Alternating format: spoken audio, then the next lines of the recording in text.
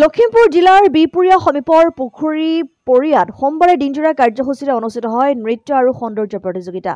সমন্বয় সাংস্কৃতিক গোষ্ঠীৰ উদ্যোগত পুখুৰী পৰিয়া যুৱ সংঘৰ সহযোগত অনুষ্ঠিত হয় এই নৃত্য আৰু সৌন্দৰ্য প্ৰতিযোগিতা।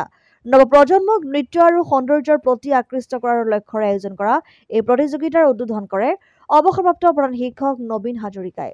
লখিমপুৰ জিলাখনৰ লগতে অন্যান্য প্ৰান্তৰ পৰা অহা প্ৰতিযোগীসকলে উন্নত প্ৰদৰ্শনে উপস্থিত দৰ্শকসকলক অভিভূত কৰে। প্ৰতিযোগিতাখনি সাফল্যমণ্ডিত কৰি তোলাৰ বাবে সমন্বয় সাংস্কৃতিক গোষ্ঠীৰ সম্পাদক দীপাংকৰ কোঁৱৰে সমূহ ৰাইজক ধন্যবাদ আৰু কৃতজ্ঞতা জ্ঞাপন কৰে। আমাৰ সমন্বয় সাংস্কৃতিক গোষ্ঠী উদ্যোগত তথা পুখুৰীপৰীয়া যুৱ সংঘৰ সহযোগত আমাৰ এদিনীয়া কাৰ্যসূচী খুব সুন্দৰকৈ এতিয়ালৈকে বৰ্তমান আমাৰ চলি গৈছে বুলি ক'ব পাৰি। আমাৰ প্ৰায় 60গৰাকীমান প্ৰতিযোগীয়ে অংশগ্ৰহণ কৰিছে নৃত্য শাখাত আৰু আমাৰ ৰাতিলৈ প্ৰায় 40-50গৰাকী সৌন্দৰ্য প্ৰতিযোগীয়ে অংশগ্ৰহণ কৰিব এই অনুষ্ঠানত। আশা কৰোঁ খুব ভালকৈ অনুষ্ঠিত হৈ যাব। এই প্ৰতিযোগিতাখনত যদিও প্ৰতিসংখ্যা কম তথাপি আমাৰ বিশ্বনাথ লখিমপুৰ আৰু ধেমাজিলৈকে আমাৰ ছাত্ৰ ছাত্ৰীসকল আহিছে।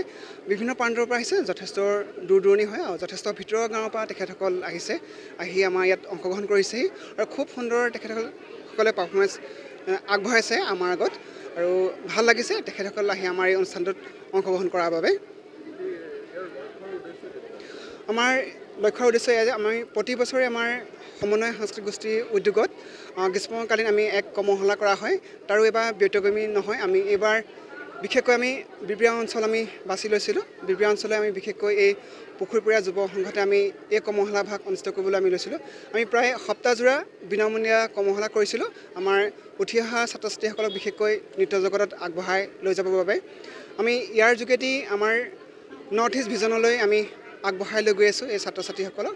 তাৰ যোগেদি আমাৰ নৰ্থ ইষ্ট ভিজনৰ যোগেদি আমাৰ ইম্পেয়াৰ যি গ্ৰুপ আছে আমাৰ সেই গ্ৰুপলৈ আমি আগবঢ়াই লৈ যাবলৈ আগবাঢ়িছোঁ। বিশেষকৈ আমাৰ অসমৰ লগতে যাতে আমাৰ ভাৰতবৰ্ষৰ বিভিন্ন স্থানত আমাৰ ভিতৰুৱা অঞ্চলৰ ছাত্ৰ ছাত্ৰীসকলেও আন্তঃৰাষ্ট্ৰীয় পৰ্যায়ৰ যিখিনি আমাৰ নৃত্য প্ৰতিযোগিতা আছে সেই প্ৰতিযোগিতাসমূহত অংশগ্ৰহণ কৰিব পাৰে। বিপুৰীয়াৰ পৰা হৰেণ বৰাৰ ৰিপৰ্ট, অসম আদিত্য।